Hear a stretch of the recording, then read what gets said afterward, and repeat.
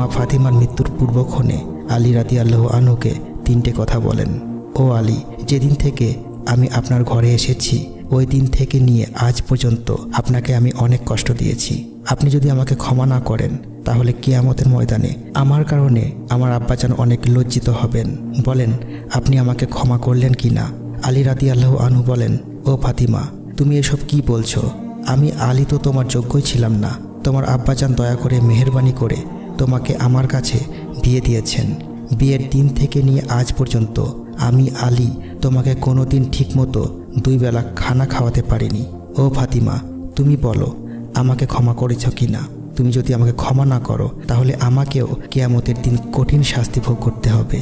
ও আলী, আপনার সাথে আমার দ্বিতীয় কথা হলো, আমি মারা যাওয়ার পরে আপনি বিয়ে করে নেবেন দুনিয়ার যে কোনো মহিলাকে আপনার পছন্দ মতো। আপনাকে আমি অনুমতি দিলাম। আর আমার বাচ্চা দুটিকে সপ্তাহে 1